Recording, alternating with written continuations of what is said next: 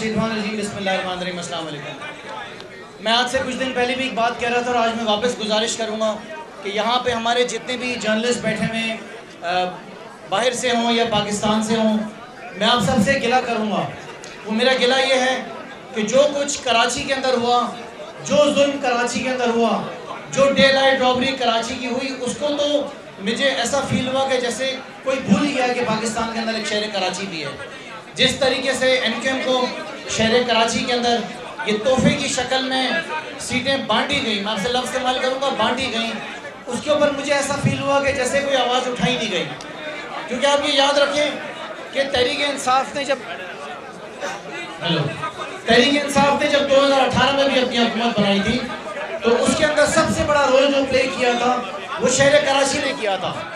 और हमने ये देखा कि जब 2024 में इलेक्शन हुए तो जितना वोट तहरीक इंसाफ को शहर कराची में इस दफ़ा मिला वो शायद 2018 में भी नहीं मिला होगा। जो फॉर्म 45 हमारे पास मौजूद हैं, उन फॉर्म 45 में हमने ये देखा कि अंदाज़न 12.5 लाख से लेके 13 लाख वोट जो हैं वो कराची की आवाम ने तहरीक इंसाफ को दिए। मैं ज़्यादा टाइम ज़ाया नहीं करूँगा, मैं आपको खाली 3 एग्जाम्पल्स दूंगा।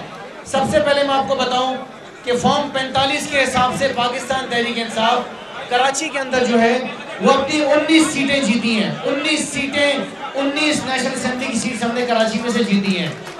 उसके साथ साथ एक हैरानकुन बात यह है कि हम देख रहे हैं कि सूबे सिंध के अंदर जो है वो रिजल्ट्स कराची के अनाउंस हो ही नहीं रहे।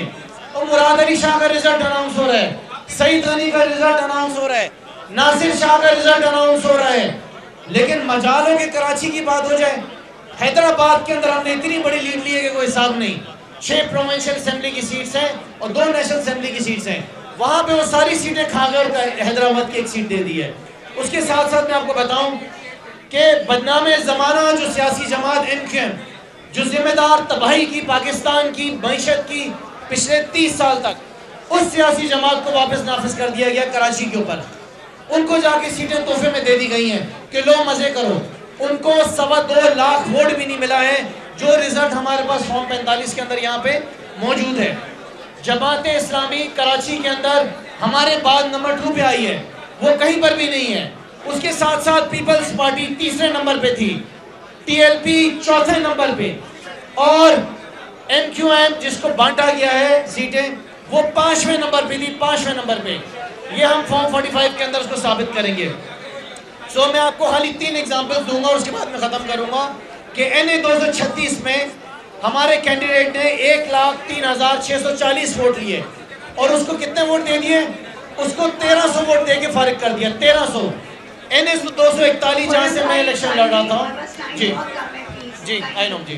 सो NA 241 जहाँ से मैं इलेक्शन लड़ रहा था, 78,000 वोट्स मैंने सिक्योर किए। 78,000।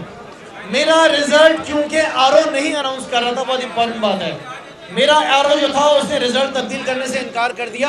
आधी रात को उसको हटा दिया, आधी रात को तब्दील करके किसी खातून को बुलाया, उसे डराया धमकाया और रिजल्ट चेंज कर दिया।